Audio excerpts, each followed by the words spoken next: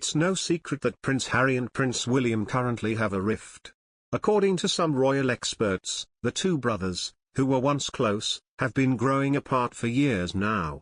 In fact, a royal author alleged that Harry's breakups with his ex-girlfriends fueled resentment toward William. Harry has been married to Meghan Markle since 2018.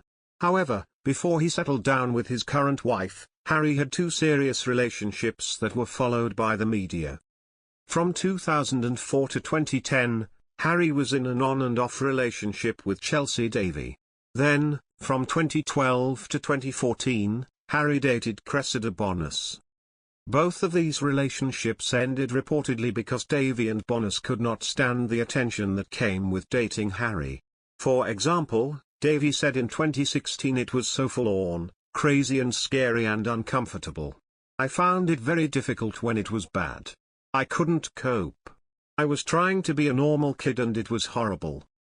Bonas has not publicly talked about the breakup, but author Robert Lacey alleged in the book Battle of Brothers that she was completely spooked when seeing how much the public expected out of Prince William and Kate Middleton. According to author Tina Brown, Harry's breakups with Davy and Bonas made him resentful of what William had. He was desperate to get married, desperate, and he felt bitter, because unlike William, who had found his love in the sort of bubble of St. Andrew's University, unfortunately, Harry didn't, Brown said, via the Washington Post. He was in the army. It was much harder for him. And so his first two girlfriends were driven away by the press. Really, the two serious girlfriends, Chelsy Davy and Cressida Bonas, beautiful, fabulous young women, both of them, who Harry was mad about.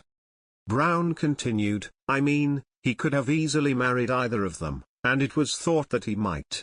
But they were always just in the end driven away by the horror of being stalked and hacked, and eavesdropped, and he was bitter about that. So that sort of increased his resentment.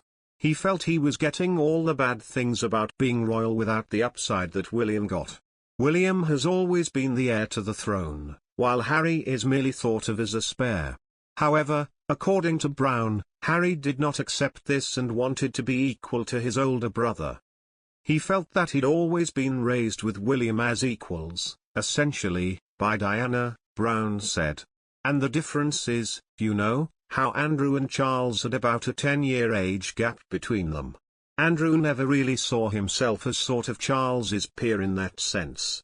He was always the kid brother, but William and Harry were very close, only 2 years between them. In 2021, Harry also appeared in the docuseries The Me You Can't See, where he talked about his unhappiness in the royal family. In one part of the series, he said, I've seen behind the curtain, I've seen the business model and seen how this whole thing works, and I don't want to be part of this. He has since stepped down as a senior royal. Harry and Meghan are now living in California and pursuing careers that are independent of the royal family.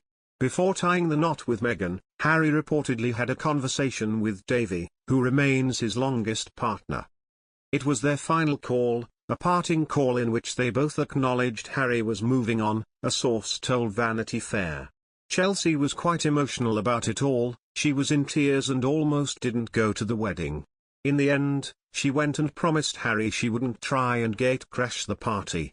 Prince Williams was also said to be afraid of Prince Harry's mental fragility, and he would not be strong enough to handle all the pressures on Meghan Markle's behalf, along with all the issues he has to face.